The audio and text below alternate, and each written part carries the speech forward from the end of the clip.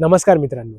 पांडुरंग सदाशिव साने अर्थातच साने गुरुजी, त्यांचे आत्मचरित्र म्हणजेच शामशी आई असो, लहानपणापासून आपल्याला तोंडपाठ असलेली प्रार्थना, खरा तो एकची धर्म जगाला प्रेम अर्पावे, तसेच स्वातंत्र्य चळवळीतील त्यांचे योगदान, शिक्षक म्हणून त्यांची कारकीर्द आणि सामाजिक एकतेसाठी त्यांचे कार्य, हे सगळे आपल्याला माहीतच आहे. पण त्याचबरोबर त्यांचे आणखी एक स्वप्न म्हणजेच प्रांतभारती. प्रांतभारती म्हणजे नक्की काय हे सांगत असताना मी तुम्हाला त्यांच्या जीवनातील एक किस्सा सांगतो.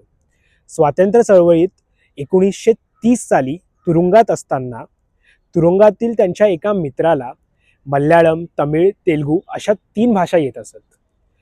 त्या काळी अमळनेरमधील आपली शिक्षकाची नोकरी सोडल्यावरही शाळेतील आपल्या एका बंगाली मित्राला साने गुरुजी पत्र लिहितात की या मित्राची तुरुंगातून सुटका झाल्यावर त्याला शाळेत नोकरीवर लाव, जेणेकरून बंगाली आणि त्याचबरोबर या तिन्ही भाषा आणि त्यातील साहित्य विद्यार्थ्यांच्या कानावर पडतील. तसेच याच दरम्यान साने गुरुजी गोड गोष्टी, कला म्हणजे काय अशा विविध इतर भाषांमधील पुस्तके मराठीत भाषांतरित करतात. साने गुरुजींचे असे म्हणणे होते की अखंड भारत ही संकल्पना आपण फक्त बोलतो, पण खऱ्या अर्थाने आपण ती मानतो का? आपल्या भारतातील विविध प्रांत, तेथील भाषा, तेथील लोक आपल्याला खरोखर आपली वाटतात का? ती अभ्यासाविषयी वाटतात का? तर नाही.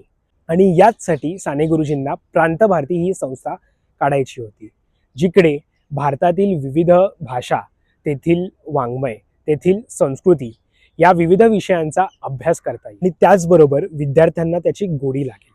तसेच हा कोणताही जगातील पश्चिम अथवा पूर्वेचा वाद नसून जर आपल्याला संपूर्ण जगातील विश्व अनुभवायचं असेल तर सुरुवात ही आपल्या देशापासून, तेथील विविध प्रांतांपासून झाली पाहिजे, असे साने गुरुजींचे मत होते. आणि म्हणूनच त्यांना प्रांतभारती ही संस्था चालवायची होती. तसेच फक्त भाषा आणि त्यातील वाङ्मयापर्यंत मर्यादित न राहता तेथील संस्कृती, लोककला या सर्वांचा अभ्यासही तिथे व्हावा, असे साने गुरुजींचे मत होते. आणि खऱ्या अर्थाने आधुनिक भारतासाठी एक तीर्थक्षेत्र असेल अशी ही संस्था साने गुरुजींना उभी करायची होती. अशा प्रकारे खऱ्या अर्थाने अखंड आणि आधुनिक भारताचे स्वप्न पाहणारे साने गुरुजी, त्यांच्या जयंतीनिमित्त अक्षरधर्मी समूहातर्फे साने गुरुजींना विनम्र अभिवादन.